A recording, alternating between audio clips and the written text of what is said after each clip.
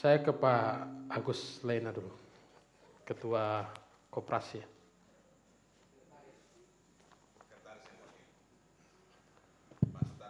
Oh, Pak Sutarno mewakili Pak Ketua. Silakan, Pak. Terima kasih, mohon izin Pak Ketua. Saya Sekretaris Koperasi Pemasaran Tindahu Bone Belango. Assalamualaikum warahmatullahi wabarakatuh. Waalaikumsalam. Memang kalau kita akan memperlihatkan kesedihan sama dengan Pak Dewa bilang tadi, ayam dulu. Memang kita ini sebenarnya sedih. Karena apa? Kita ini kaya. Ya. Perjalanan kami orang-orang koperasi tadi ini dari pagi sampai ke tempat ini itu dari pagi. Ya, dari jam 9 kita konsultasi dengan pemerintah daerah sekaligus dengan GM, dengan Gorontalo Mineral. Karena kami ini kan cerewet, jangan sampai kita pugar. Karena saya sampaikan ke sekda tadi, hanya ada 2 yang akan kita sampaikan. Cuman kan pembiaran itu, seperti yang disampaikan oleh Pak Herman tadi, pembiaran itu kan ada 2, GM dengan pemerintah.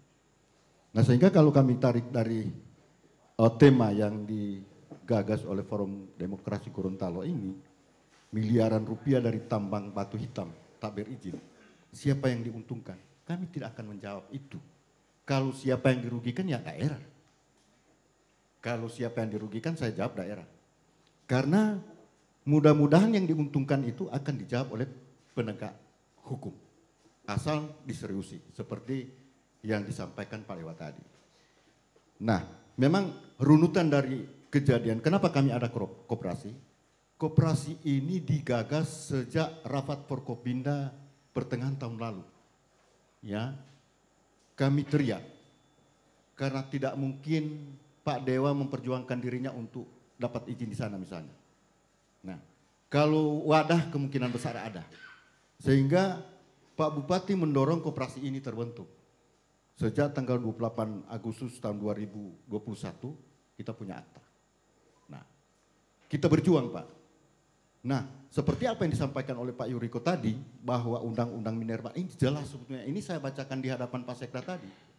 Bahwa sesuai Undang-Undang Minerba nomor 4 tahun 2009, pemerintah daerah seharusnya berkewajiban memberikan wilayah pertambangan rakyat atau WPR sebagaimana jelas telah disebutkan dalam pasal 22 huruf D dengan luas maksimal wilayah pertambangan rakyat adalah 25 hektar dan merupakan wilayah atau tempat kegiatan tambang rakyat yang sudah dikerjakan sekurang-kurangnya 15 tahun. Nah, kalau kita runut dari tahun 91 sampai dengan kontrak karya keluar, sudah ada masyarakat Suwawa itu menambang 17 tahun lamanya. Ya. Sehingga ini tuntutan kita. Baru kemudian setelah saya kaji di Undang-Undang Minerba nomor 3 tahun 2020 juga tidak ada perubahan. Justru malah jadi 100 hektar. Ya, jadi 100 hektar. Nah, sebut 100 hektar kedalaman sampai 100 meter malah. Itu justru kita dipermudah. Nah, sehingga kalau kami kaji, baru kita mau teriak kemana lagi Pak? Mudah sekali menjawab ini Pak. Keseriusan pemerintah untuk berdampingan dengan kita koperasi untuk memperjuangkan itu. Karena setelah kami kaji, kami ke GM juga tidak bisa menjawab karena kontrak karya itu adalah milik pemerintah. Kontrak karya itu milik pemerintah. Yang kontraknya adalah GM. Cuma kan kita tidak mau berdebat, katanya mereka, aduh mereka itu kontrak karyanya tahun 2008. Makanya Pak Herman itu memang duluan sejak bulan November tahun 1991. Masih anak-anak sekali itu sudah main di tambang. Sejak karyawan Yuta Pasifik di PHK itu mereka. Nah, sehingganya kalau kami tidak bicara masalah siapa yang diuntungkan atau kalau rugi daerah. Sehingga kami selalu teriak. Nah, kita ini sebetulnya sudah tidak ada kepentingan di tambang ini Pak. Cuma memikirkan hanya ada 2 yang kita pikirkan. Masyarakat penambang yang hidup di lingkar tambang dengan daerah. Nah kalau daerah tadi kalau saya baca miliaran, waduh terlalu kecil ayah ya.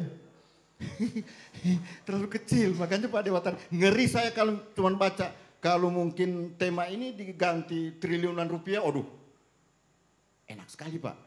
Makanya Pak, saya tidak mengajak kita menghitung yang benar. Saya hanya mengajak kita menghitung yang salah sajalah.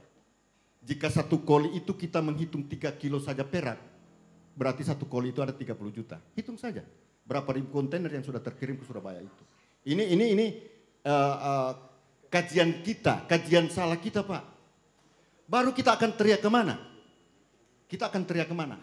Hari ini dengan sukarela kita Pak, kita turun dari rumah ini. Haji Agus ini dari Telaga, kita gabung, kita ke Pemda, sampai ke sini belum pulang ke rumah Pak. Hanya memperjuangkan bagaimana nasib ini diatur oleh pemerintah. Ada celahnya Pak, pasti ada celah. Baru kemudian setelah kami kaji juga, masalah kontrak karya ini kan kurang lebih 36.000 hektar Pak Dewa. Itu sudah diciutkan, tinggal 24.000. Yang kami, logika berpikir kami, jangan-jangan yang diciutkan ini yang ditempati oleh masyarakat sekarang. Yang kurang lebih 12.000 hektar.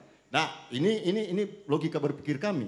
Sehingga mohon maaf, kalau mungkin ada orang-orang yang tersinggung, sebetulnya kita harus punya punya batin yang ikhlas, ya, ikhlas, sabar bekerja untuk daerah ini. Saya menangis di hadapannya Pak Sekda tadi bahwa Bone Bolango ini kaya loh.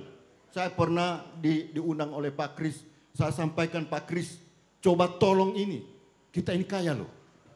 Saya di hadapannya Pak Faisal Hulukati, saya teriak juga ini masa beliau reses pada saat itu. Kami sampaikan juga ini. Nah, kami datang, bukan datang dalam rangka mencari-cari siapa yang salah, siapa yang benar. Tetapi insya Allah kami cuma datang dengan koperasi yang notabene-nya yang didorong oleh Pak Bupati sendiri.